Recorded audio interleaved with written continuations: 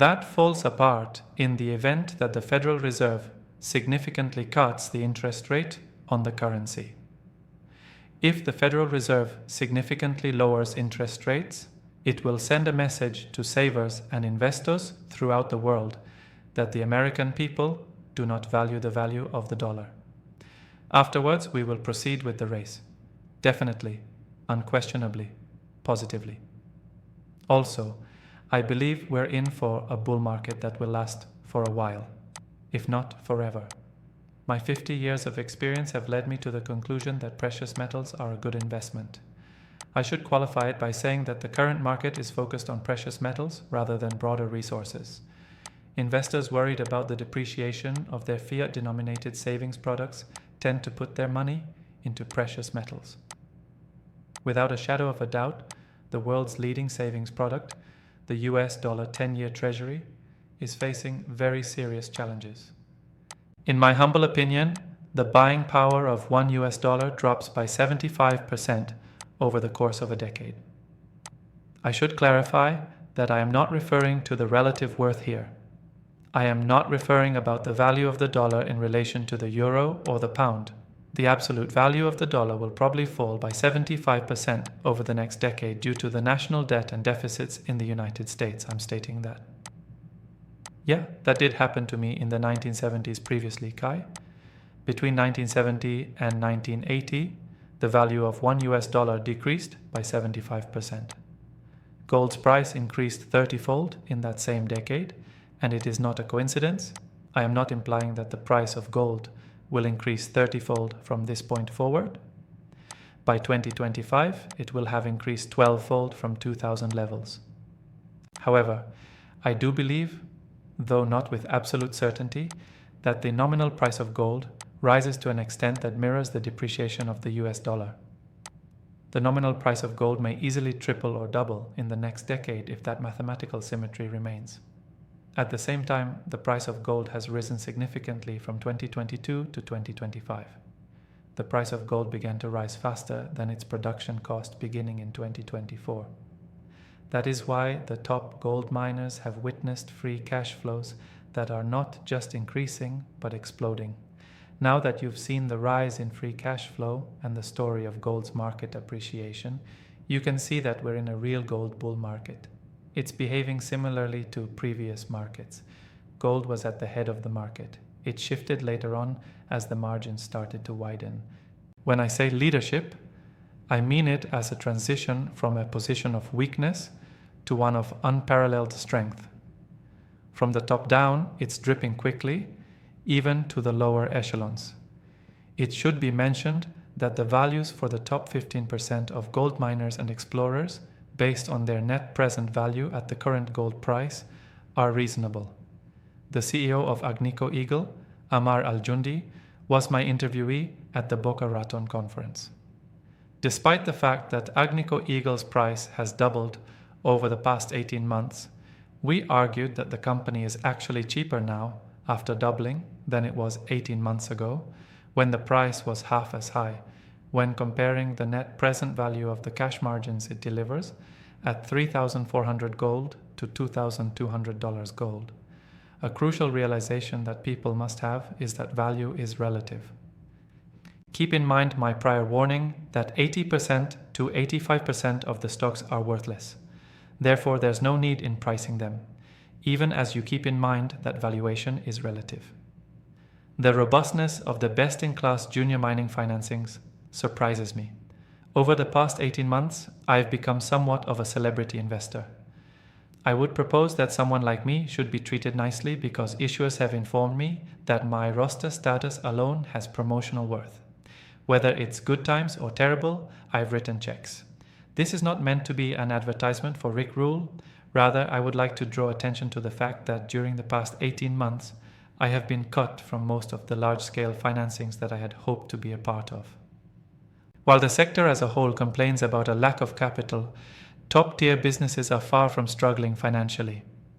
Juniors have gone out and raised $30 million, reduced their soft circling to $50 million, increased their offering size to $40 million, and sold out their oversubscribed offering. There is no shortage of capital for worthy businesses in this industry. This market is different. However, as is typical at the start of any gold market, the valuations here are all over the place. Just as they ought to and will, the largest and most prominent entities have acted first.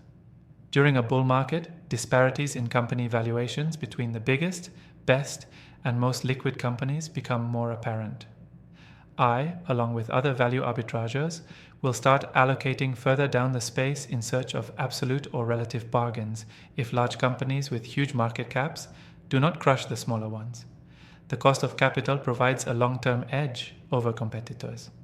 Starting with gold, the hierarchy goes as follows: the best of the best, then the best of the rest, down to marginal producers who generate more leverage, up to the riskier single asset producers, then to high-quality developers, and finally to high-quality explorers. This quality chain is following a predictable course as the money cascades down it. Something seems to be happening, maybe as a result of social media, who knows. But now the money is trickling down the quality chain at a far faster rate than before. Despite our expectations that funding would go to project developers, we are witnessing an unusually robust financing market even among high-quality explorers. Regardless, this is behaving very similarly to the last four, precious metals bull markets that I've witnessed during my career. Only a small fraction of grassroots explorers, those I am actively seeking to invest in, will I be able to speak with. Fundraising has been a resounding success for the prospect generators, the places where I want to focus my grassroots exploration efforts. Fundraising efforts by grassroots explorers with well-known top-tier teams have been met with resounding success. A solid drill hole validating surface data is the third dimension, and companies with it have been successful in raising capital. However, I've noticed a growing trend of individuals who are unable to walk, run, or see, but have access to an engaging story, also seeking financial support.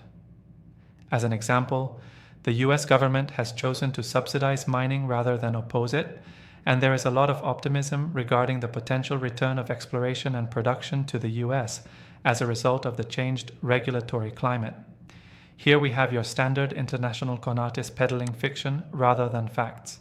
He or she has staked a large tract of land in the American West, laying claim to its potential as a source of rare earth elements, uranium, titanium, vanadium, or gold, and now they're claiming to be selling it at a pre-money valuation of only $3.5 billion, but in reality they're worth zero. A lot of money is going to those guys.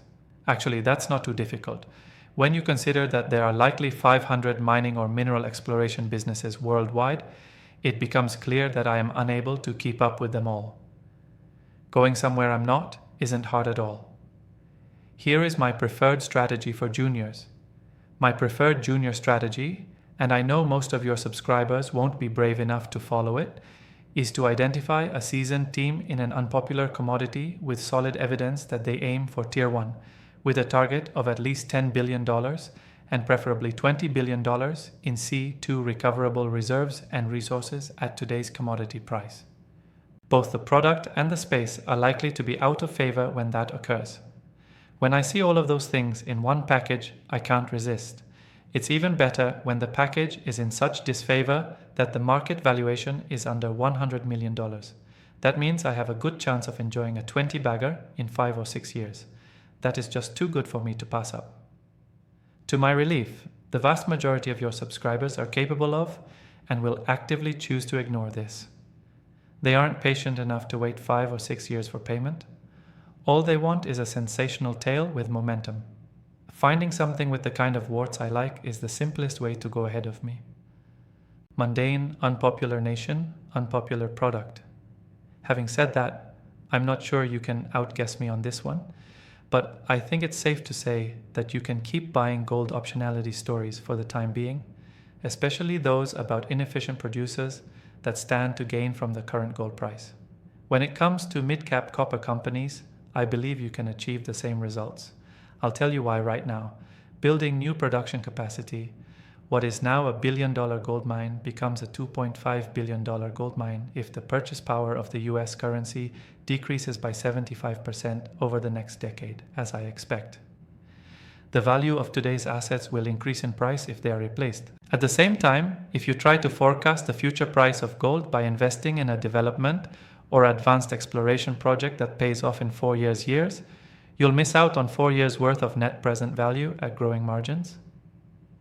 Since I have always concentrated on companies in the top 25% of the cost curve, my portfolio is lacking in gold companies, all of which have sustaining costs in the worst half.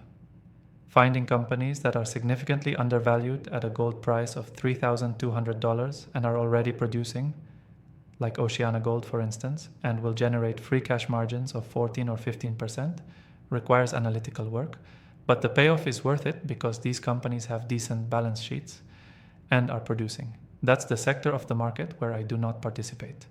You have me beat in that segment of the market. Quite intriguing. Thank you for providing an example that we may use as a starting point for our own thinking and perhaps some math. Looking at this market as a whole, though, are there any other deals to be found aside the optionality plays? Is it possible to find a way forward? In a word, yes. I believe EMX royalty will be one that we showcase at your conference. Based on my analysis of EMX, I estimate that the total value of all the components, if sold at auction, would be twice the market cap. Imagine a precious metals bull market where you invest in a company that can outperform the market and sell assets at a 50% discount to their replacement cost. I find that to be a really appealing offer. Keep in mind, Kai, that the majority of businesses in our universe are in the process of seeking funding.